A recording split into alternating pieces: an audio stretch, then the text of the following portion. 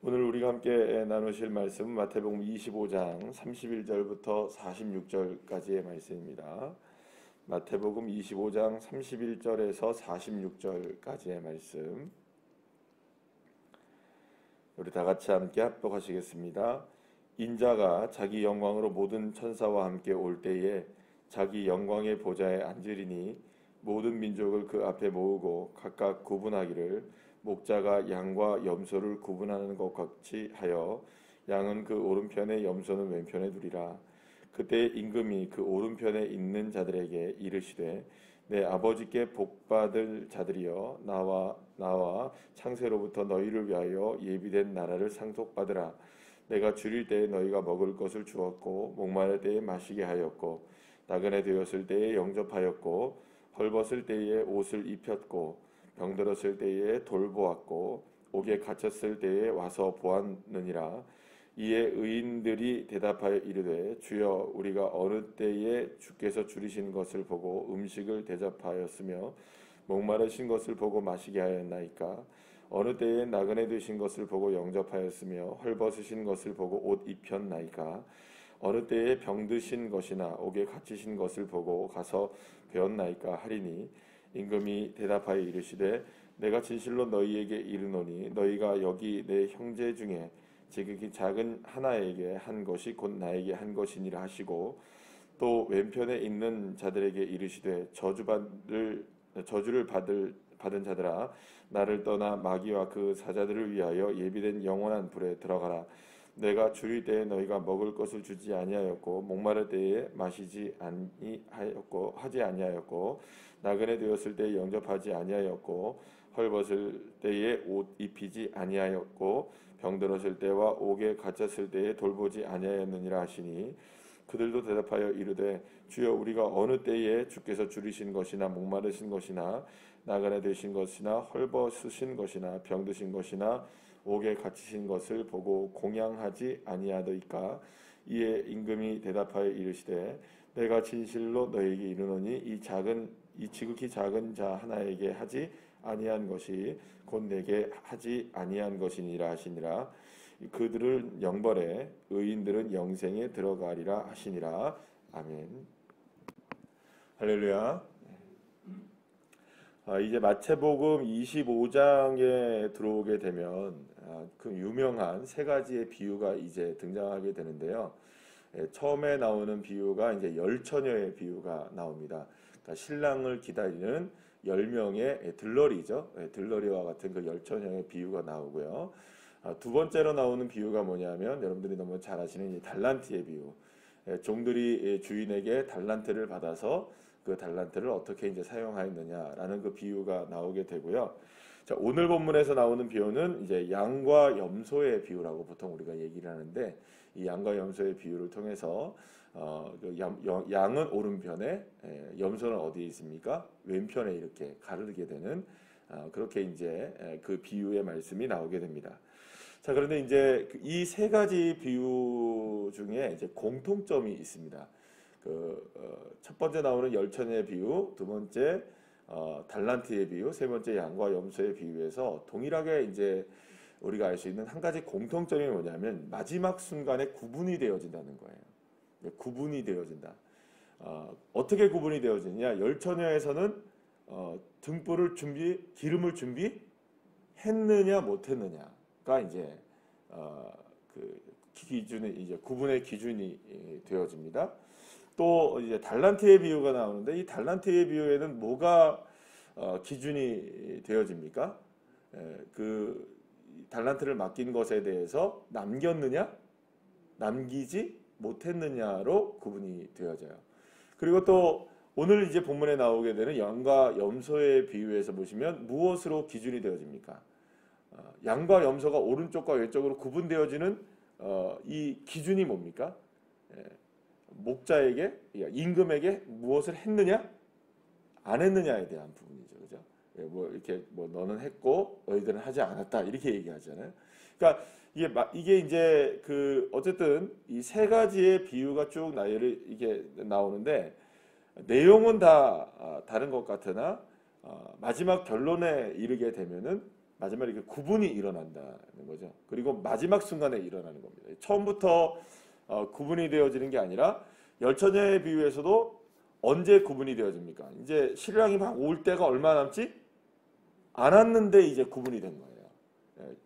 등불이 있었느냐 없느냐, 기름이 있었느냐 없었느냐, 슬기로운 다섯 처녀와 미련한 다섯 처녀, 기름을 준비했던 슬기로운 처녀들과 기름을 다 써버린 준비하지 못했던 이 처녀들이 이제 구분이 되어지죠. 두 번째도 마찬가지입니다. 달란트에서도 열심히 일한 해서 남긴 종들이 있는 반면 열심히 일하지 않고 땅에다 묻어뒀는데 마지막 순간에 누가 옵니까? 주인이 와서 그거를 계산을 해보게 되는 거죠. 그러니까 첫 번째 비유, 두 번째 비유도 마지막 순간에 되는 거고, 오늘에 이제 나오게 되는 양과 염소의 비유도 마지막 순간에 무엇이 됩니까? 이게 구분이 되는 거예요. 어느 때에 우리가 그렇게 했습니까? 어느 때에 우리가 그렇게 했습니까? 이렇게 얘기하잖아요. 마지막 때에 와서나 이게 이제 구분이 되어지는 겁니다. 그럼 여기서 이제 우리가 함께 볼 때에는 마지막 순간에 이르기까지는 그걸 압니까? 모릅니까? 아니, 모른다는 거예요. 이 마지막 순간에 오기까지는 뭐 주인이 오고 혹은 신랑이 오고 임금이 오기까지는 이게 과연 준비가 되었는지 잘 하였는지 아니면 열심히 했는지에 대한 부분이 잘 드러나지 않는다는 거예요. 그러나 그것이 나중의 순간에 구분이 되어지죠. 그럼 여러분, 구분이 되어진다는 말은 언제부터 사실은 구분이 되어지고 있었던 것일까요? 예수님이 계속 말씀하신 말씀의 내용들을 쭉 여러분 생각해 보면 마지막 날에 되어질 일들이 쭉 예수님이 말씀해 주시잖아요. 우리 지난주에 말씀을 통해서 계속해서 우리가 함께 나눴던 게 뭡니까? 마지막 때에 어떤 일이 벌어질 것이냐. 그래서 예수님이 그 얘기를 쭉 이제 제자들에게 해주시잖아요. 예루살렘이 멸망을 할 것이다라는 얘기를 해주시면서 도둑도 올 것이고 뭐 이렇게 하니까 날마다 뭐 해라? 깨어 있으라, 조의해라, 조심하라, 뭐 이런 얘기 우리 주일날 말씀들을 통해서도 나누어진 거 기억나시죠? 그래서 그런 내용들을 쭉 얘기하신 다음에 지금 이야기가 나온 거예요. 그러면 어느 순간에 이런 준비들이 이런 말하자면 슬기로운 처녀들, 그 다음에 열심히 일한 종들, 그 다음에 오른편에 있었던 사람들, 이런 사람들은 언제 그것을 다 준비했던 것일까요? 미리 다 했던 거죠. 평소에 마치 오늘이 누가 오는 것처럼, 그러니까 주인이 오는 것처럼, 임금이 오는 것처럼, 신랑이 오는 것처럼 오늘 이 시간에 날마다 점검을 했던 겁니다. 그래서 오늘 이 시간에 무엇인가를 열심을 다하고 오늘 최선을 다했던 그런 모습들이 결국에는 언제 평가를 받게 되는 걸까요? 마지막 순간에 이 신랑이 오고 또 주인이 오고 임금이 왔을 때의 평가를 받게 되는 것을 보게 되죠. 자, 그러면 오늘 이 본문에서만 우리가 생각을 해본다면 도대체 이 양과 염소가 오른쪽과 왼쪽에 구분이 되듯이 임금이 볼 때에 어떤 기준으로 이런 기준을 제시했느냐라는 것을 보게 되면 이런 겁니다. 이제 임금이 볼 때에는 이 오른편에 있었던 양과 같은 사람들은 자기가 헐벗었을 때, 줄였을 때, 목마랐을 때, 또 거쳤을 때, 뭐 이렇게 부족하고 연약했을 때 나를 위해서 그 모든 부분들을 채워줬던 사람들이다. 그리고 또 왼쪽에 있는 염소와 같은 사람들도 그렇게 제시하시죠. 너희는 내가 줄이고 목마르고 부족하고 연약하고 또 돌봄이 필요했을 때 그것을 했던 사람이다, 안 했던 사람이다. 안 했던 사람이다, 이렇게 얘기를 해요. 그러니까 지금 임금은 사실은 부족한 게 있습니까, 없습니까? 임금이니까 여러분 부족한 게 없을 거예요. 여기서 보면은 임금은 헐벗지 않죠? 여러분, 임금이 헐벗습니까? 그렇지 않잖아요. 또 임금이 옥에 갇힙니까? 그렇지 않잖아요. 임금이 줄이고 목마르질 않는단 말이에요.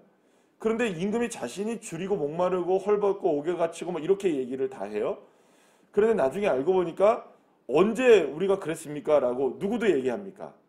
오른편에 있었던 사람들, 그러니까 말하자면 인정을 받게 되는 사람들도 나는 그렇게 한 적이 없는데 임금한테 이렇게 얘기하는 거예요. 그러니까 이거는 임금한테 했던 것이 아니라 누구에게 했던 것이라고 말합니까?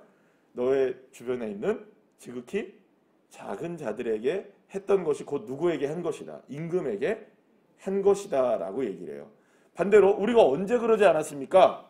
얘기하니까 너희가 옆에 있는 지극히 작은 자들에 하지 않았던 것이 나에게 하지 않은 것이다. 이렇게 얘기해요. 그러면 임금은 지금 무슨 얘기를 하고 있는 거죠? 지극히 작은 자들과 누구를 동일시 여기고 있는 겁니까? 임금을 동일시 여기고 있는 거죠. 임금이 나를 아주 작은 자들과 동일시 여기고 있는 겁니다. 그럼 여기서 우리가 한번 생각해 보시죠. 어떻게 임금이 작은 자와 똑같을 수 있는가라는 거예요. 그런데 여러분, 우리 한번 생각해 보면 아주 성군이라고 말하는 사람들, 그러니까 말하자면 임금을 우리가 생각해 본다면 어떤 나라의 임금이라는 것을 생각해 본다면 어떤 임금이 훌륭한 임금일까요? 어떤 임금이 훌륭한 임금일까요? 임금으로서 생각한다면 백성들을 불쌍히 여기고 어여삐 여기고, 그죠? 우리 그 세종대왕이 훈민정음에서 말하는 백성들이 서로 삼았디 아니할세, 그죠? 서로 말을 통하는데 글이 잘 못 통하니까 너무 불쌍한 거예요. 그래서 뭘 만든 겁니까? 글자를 만들었다 이렇게 얘기하잖아요. 그러니까 어떤 사람이 성군이고 어떤 사람이 멋진 임금이냐? 그거는 백성들을 자기와 동일시 여기는 거죠. 백성들이 잘 먹고 잘 살아야, 백성들이 마음이 편해야, 백성들이 헐벗고 굶주리지 않아야 누구의 마음이 편한 겁니까? 자기가 마음이 편한 거예요. 내가 마치 굶주리지 않고 편한 것처럼. 심지어는 잘못을 저질러서 어디에 들어간 사람이라 할지라도, 감옥에 들어간 사람이라 할지라도 너를 벌 주려고 하는 것이 아니라 너를 어떻게 하는 겁니까? 교화시켜서 뭘 만들려고? 새 사람 만들려고 한 거니까 마음속에 어떤 마음이 있는 겁니까? 긍휼히 불쌍히 여기는 그런 마음들이 이 죄수들에게까지 있는 거예요. 참 멋진 왕이죠, 여러분? 이런 왕이면 얼마나 좋겠습니까, 그죠? 지금 우리나라 대통령이 이러면 얼마나 좋겠습니까, 그죠? 그러면 지지율이 얼마나 높을 텐데, 그죠? 그러니까 여러분 생각해 보세요. 그러니까 이 지금 임금으로서는 정말 성군인 거예요. 누구를 자기와 동일시 여기는 거니까. 백성들을 자기와 동일시 여기고 있으니까. 곧 백성들이 편해야 무엇이 편하다고 생각하는 겁니까? 나라가 편하다고 생각하는 거죠. 그러니까 임금으로서는 나라와 민족, 나라와 백성들, 그 다음에 자기를 모두가 다 동일시 여기고 있는 거예요. 그러니까 여기서 우리가 생각을 해보는 거죠. 이게 지금 비유의 말씀이 다 어디에 지금 연결이 되어 있냐면 하나님의 나라와 다 연결이 되어 있는 거거든요. 그럼 우리가 생각해 볼 때 과연 예수님이 왜 이렇게 얘기하셨을까? 그리고 여러분, 예수님이 한번 이야기하신 적이 있습니다. 누군가가 찾아왔어요. 율법사가 찾아왔어요. 율법사가 뭐라고 질문합니까? 이 세상에서 가장 큰 계명이 뭡니까? 라고 물었어요. 기억나십니까? 그랬더니 예수님이 뭐라고 대답하시죠? 하나님을 사랑하고 그런 것 같이 이웃을 사랑해라, 이렇게 얘기했단 말이에요. 그러면 여기서 예수님이 말씀하신 절대적 계명은 딱 하나죠. 누구를 사랑하고 누구를 사랑하는 겁니까? 하나님을 사랑하는 것은 누구에게 나타나는 겁니까?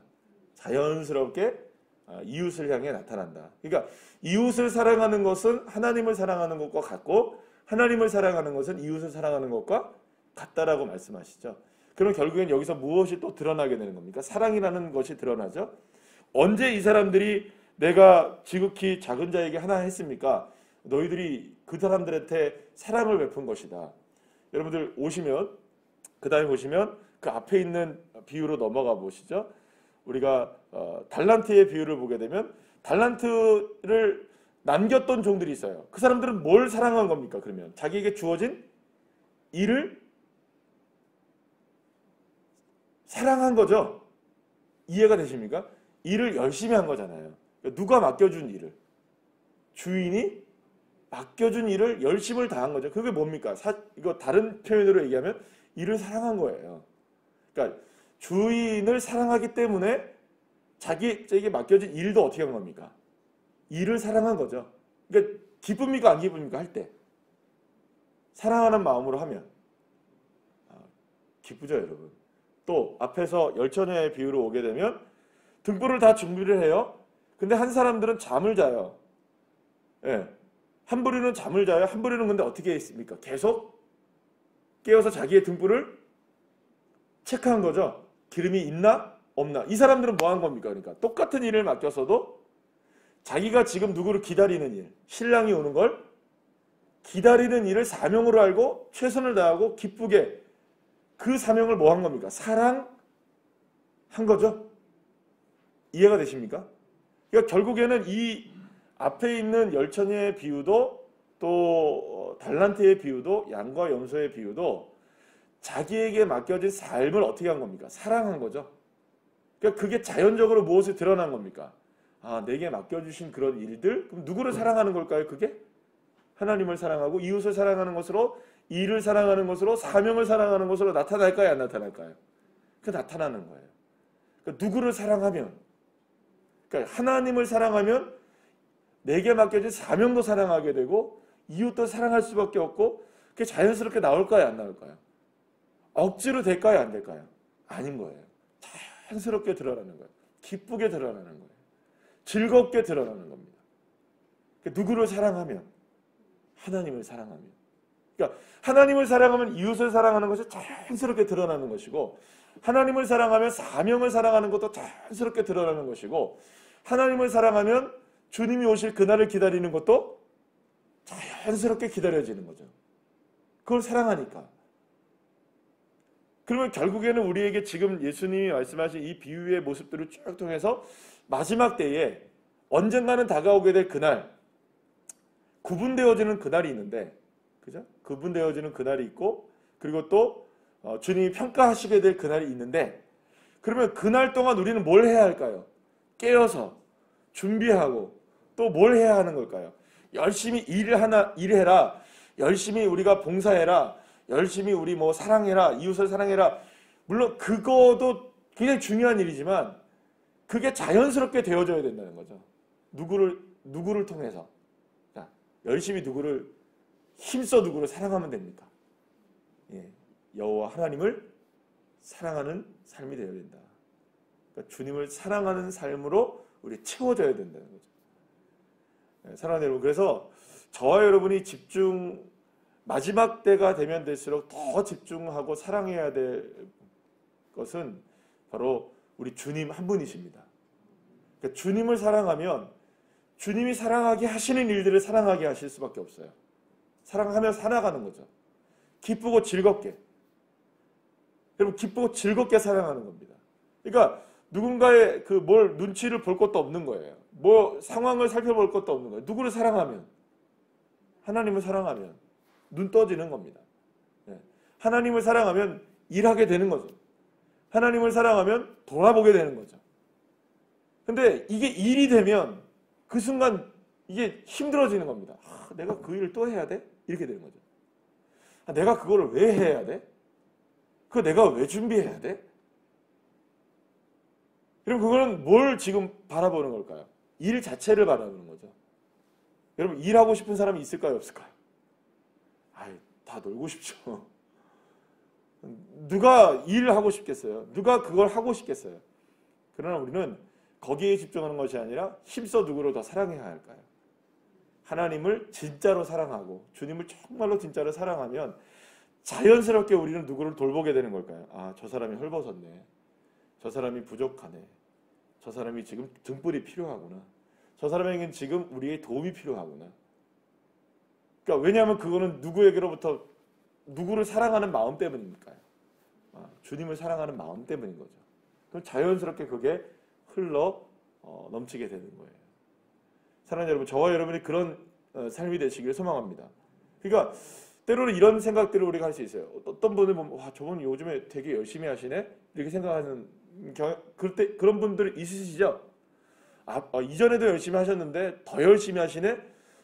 근데 우리는 그걸 왜 그래? 이렇게 생각한다고요. 그리고 왜 그래? 그러지 마시고요. 저분이 얼마나 누구를 사랑하시면 주님을 얼마나 사랑하시면 저렇게 하실까? 그러시면 됩니다. 이유와 원인을 다른 데서 찾지 마시고 그래서 주님에게서 찾으시면 됩니다. 저분이 은혜를 많이 받으셨겠구나. 그런가 보구나. 주님을 정말 사랑하시나 보구나. 그렇게 여기시면 되는 거지 뭐 다른 이야기 하실 필요 전혀 없는 거예요. 저분이 왜 그럴까요? 예수님 사랑하시니까 하는 거예요. 저분이 왜 그럴까? 주님 사랑하니까 저렇게 하실 수 있는 거구나. 할렐루야. 예. 어제도 우리 어제 이틀 동안에 여름 성경학교를 진행했는데 다들 기쁜 마음으로 나오셨어요. 그 기쁜 마음으로 나오셔서 하시는 거 다 보면 누구를 사랑하는 마음일까요? 그러면 결국 예. 저는 그러면 목도 쉬고 막 몸도 힘들고 허리도 아프고 제가 어제는 운동을 나가라도 못 나겠다가 또 그분요 힘들어가지고 왜 목사님 저렇게 하실까? 기쁘고 즐겁거든요. 예, 행복하거든요. 예. 여러분들 그런 마음으로 하는 겁니다. 예, 주님을 사랑하면 그렇게 하는 거죠. 사랑하는 여러분, 우리 주님만 사랑하시면 됩니다.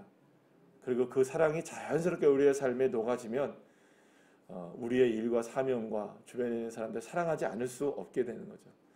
그 사랑으로 마지막 때를 살아내는 저와 여러분 모두 한 분 한 분들 다 되시기를 간절히 축복합니다. 기도하시겠습니다.